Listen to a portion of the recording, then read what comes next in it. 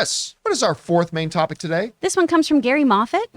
Hello, John. I was finally able to watch House of the Dragon after an hour of trying because the app would crash every time I tried to load it up. I read that a lot of other people had the same problem. HBO blamed it on Amazon Fire Sticks, but I use a Chrome device, so I'm not sure if that's legit or not. Anyway, once I watched it, I loved it. Do you think HBO crashing shows just how popular the Game of Thrones world still is? And what do you think of the first episode if you saw it? All right, thanks a lot for sending that in, Gary. And yeah, last night, sat down, Ray came over, Ryan came over, and Ann, we sat down and watched the new Game of Thrones House of the Dragon premiere. And apparently a lot of people did. The first estimates, these are not official numbers, all right? But the first estimates I saw was between 11 and 12 million viewers last night. To put that in context, the average episode of The Flash, which is obviously not Game of Thrones, but just to put it in context, gets about 700,000 viewers. So the Game of Thrones House of the Dragon premiere, 11 to 12 million. That, again, I'm not comparing the two, we're just saying for context. It gives you a bit of an idea of just how big this thing was. It'll be interesting to see when the official numbers come out. Maybe it'll be 3 million, or maybe it'll be 30. I don't know. But a lot of people reported having crashing. Now, HBO put out a statement that basically said that it affected roughly 3,000 to 3,500 viewers and only on Amazon Fire Sticks. But I have heard from many people who had that issue that are not Amazon Fire Stick. You are, Chris. You're a Fire Stick member, so I just switched. You just switched. You My had that Roku issue. finally died. And that thing about their initial report saying 3,000, 3,500 people. Apparently, I've read some numbers now. They're saying in the multiple tens of thousands of people were having this issue. So whatever. Either way, a lot of people put in their Google Calendar, set Sunday evening aside to watch House of the Dragon. There's this video going around on social media right now that is amazing. Somebody literally outside of a New York City, like 12-story apartment, and you could see in like 60+% of the windows, the light going on and off kind of at the same time and turning the same shades of color because they were all watching the opening to House of the Dragon. So I think this speaks very well for it. It shows there's still a lot of passion there for it. Or maybe some people who were really pissed off at the ending of Game of Thrones or just hate watching it just to see if they could continue to be upset with it. Whatever, a lot of people tuned in. I watched it, and we're going to don't forget, guys, today at 3 p.m. Pacific Standard Time, we are going to be having our Game of Thrones House of the Dragon after show. Make sure you guys come on by and just talk about it with us. It's going to be a lot of fun. I'm looking forward to it. But I will give you my general impressions of it right now. I loved it. Like loved. Capital L, capital O, capital V, capital E. I absolutely loved it. I thought it was fantastic as a first episode. It set the stage. And you know what? One of the things that it did, because I heard a lot of people, I read a number of the critics complaining that it's too gratuitous. There was too much gratuitous violence and just the harsh imagery that wasn't really necessary. And I'm like, you know what? I watched it and I disagreed. It created the emotional response in me that I think they wanted to do. They wanted me to feel that visceral sense of how bloody this world can be. And I remember it reminds me a lot of the first episode of The Boys, because I've always said I really appreciated the first episode of The Boys with A-Train running right through Huey's girlfriend right at the beginning of the show, because it was like, just so there's no misunderstanding, this is what this show is. So be prepared. By showing that right away, it announced to the audience, this is what you're in for. And I like the fact that you had a lot of gruesome stuff going on. And we won't go into it in detail now. We'll wait till the after show, including some very emotionally hard stuff. Brutal. To just sit there and watch. But that was the show just announcing. First episode, guys, you're back in Westeros and bad things happen. And here we are. I love the mythology they set up. You could see the storylines that are going to be the overarching thing for the rest of the season showed up. I can never pronounce the name. Rhaenyra or Rhaenyra? I think it's Rhaenyra. Rhaenyra? The main blonde girl. Yeah. Loved it's her Rhaenyra. character. Matt Smith was fantastic. I thought, here's the interesting thing about the dragons. I'll say this. Normally, common wisdom would say, with CGI elements, the closer it is, the more you can pick out if it's fake, and if it's far away, the better it looks because it's far away. I actually found watching Game of Thrones that in the shots that the dragons were right close up, that's when it looked its most real. And when the dragons were further away and smaller in the shot, it looks like they're flying through the city, that's when they looked a little questionable to me, which is completely the opposite of what you would think. At any rate, performances, fantastic. Patty as King Viserys, amazing. I love him. Why am I freezing on the actor's name who played the Hand of the King? Very difficult. Rhys Ifans is the Hand of the King. Absolutely fantastic. The young girl, absolutely fantastic. Matt Smith, absolutely fantastic. The girl who played her mother, absolutely fantastic. I mean, just I felt all the emotional strings being pulled. I loved it as a first episode. I was salivating to watch more. I never watch after these episodes are done in Game of Thrones either. I never watch the after the show stuff. Like, oh, here's a little preview. What's coming next week. And here's what we thought. I couldn't turn the TV off. I was just like watching, soaking up every second. I loved it. Can't wait to go into more detail later today at 3. I hope you guys will join us for that.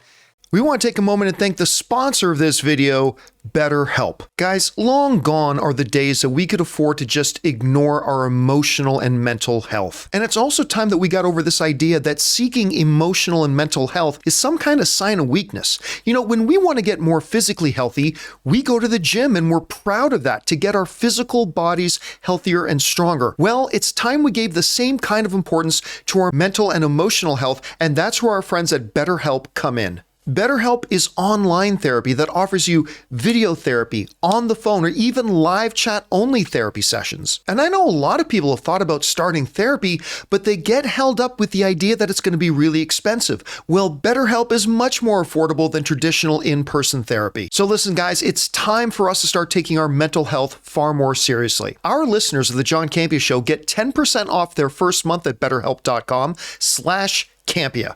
That's BetterHelp.com/Campea. Anyway, Rob, you had a chance to watch House of the Dragon. What did you think, and what do you think about the whole crashing situation they had? Well, I was out until later last night, and I got home about 11 o'clock and then put on House of Dragons at about 11:30. And I have an Amazon Fire Stick. It took a while to load. Not gonna lie, I had like a lot more rotating things while it was loading, and I was like, is this really gonna happen? Because it didn't go online at 6 o'clock. Yeah, like time? hours and hours earlier. Yeah, so almost 6 hours had gone by, and still people were watching it. And you know, the thing is, you'd think, I guess the audience is expanding, but they know this is gonna happen.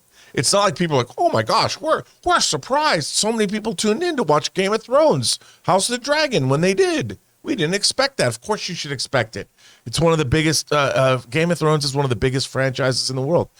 So that was not surprising to me. As for the show itself, I have to say, I was very impressed. I thought the show was very impressive. And one of the things it reminded you of, for those of you kids who grew up going to medieval times and watching knights joust in that restaurant, what I really appreciated is they show you that, yeah, you know, jousting, not so fun. and I kept expecting Heath Ledger to show up at some point, but yeah, Dewey will rock you. I mean, the acting, the casting of this show is impeccable, absolutely impeccable. Again, the production design. What I really liked, and I guess this is a subtle thing, you know, obviously everyone knows it takes place in King's Landing. It's the past of King's Landing. But there's a very large building in King's Landing that you can see that I was like, what's that? And then, of course, you see what it is. And I was like, how cool is that? Because that's not there in Game of Thrones. Well, not entirely there in Game of Thrones. Yes. Which we'll go to more detail. Yes, but I love that. I was like, okay, you know, and I really... Dude, best dragons ever. I mean, the dragon CG. I would imagine for a show called House of the Dragon, they would have to up their dragon game. But the dragons are, I mean, they're it's beautiful. The show's gorgeous, and it looked incredible. And I really, and you know, in terms of brutality, they have to remind you, this is a brutal, horrible world. It is not. There's no mercy given here. And it is just a brutal time to be alive. It's not fun. There's no internet. There's no video games. You know, there's no fun. There's a great tweet that kind of went viral that I saw. It's like, as you said, hashtag House of the Dragon. I am so glad we have modern medical technology. And it was a woman that wrote that. And if you've seen the episode, you know the relevance of that. But yes. And I do wish we had houses of pleasure like they have at in King's Landing. I can't get through one damn day without Rob talking about houses of pleasure, whether it's on TV. The show did. The show did. Once the show cameras did. go up. Anyway, Chris. Yes. I'm sorry to make you follow up on that, but you had trouble watching. Excuse me? Fucking what? You know you would be. Come on. To be like, do you guys want to go someplace else? Here's some books. Let's go educate ourselves and get out. You're going to go with the Maesters and go to... We need to figure out how you all can have a better support system as sex workers. This is not the right way. Anyway. I mean, we go together. Oh my God, Rob. Great party. Looked like a fun Chris? party. Yes, hi. I'll deal with Rob later. Okay. You tried last tried. night to get on this show. I tried. What was your experience like? Well, let's talk about how excited I was about this. I literally bought Targaryen scotch for all of us to have in that's the right. studio, which is being delivered tomorrow, apparently. So I was very, very hyped about this. This was what I was going to do last night. I figured it was going to be a little blocky, so I tuned in around 6:45, and I just kept trying every 30 minutes until about 11:15, and then you all know that I'm spiritually an old Nona, and so I was like, I gotta go to bed now. And instead, I felt like it was a ploy for HBO to get me to watch Pretty Little Liars, because I watched 4 episodes of that nonsense. I'm 25 minutes into the episode, and I'm very excited to watch it on the break so we can talk about more stuff, because what I have seen so far, I really enjoy. That was one of the interesting things, that the people, again, I heard from a lot of people that don't use Fire Stick that was having issues.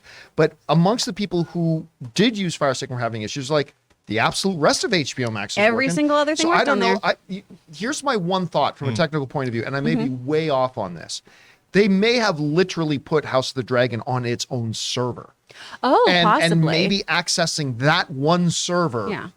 got overloaded and crashed, which protected That the makes rest more of the sense. 'Cause, library. I mean, I was reinstalling. I went full IT crowd of just Yeah. like, have you tried plugging it back in? And nothing worked, but everything else on HBO did. John, what time did you guys watch? Right at 6? No. We had a bunch of stuff on. 9:45? We watched about 9:45, 10 o'clock. Oh, at night wow. last And night. you had no problem. Yeah, we had. Well, no problem. When I first tried to load it up, and I was using a Chromecast. When I first tried to load it up, I had a long spinning wheel. But after about 30 seconds, it came on, and then I just left it on. We were eating. We were having some late night eats. So I went back out to the kitchen. We finished eating. I just left it up on the screen. And then when we came back in, I hit play, and it played no problem. Cool. Right. So, yeah. Because I had to wait a while. I mean, I do have an Amazon Fire Stick, a 4K Fire Stick, and it did take a while to load. And it was, I hadn't seen that in a while. All right, guys. Question is for you. What did you think about Game of Thrones, The House of the Dragon? Did you have any problems getting it loaded up? Maybe a little inconvenience. Maybe it was perfect right from the get-go. Maybe you weren't able to watch it at all. Whatever you guys think, jump down to the comment section below and let us know your thoughts.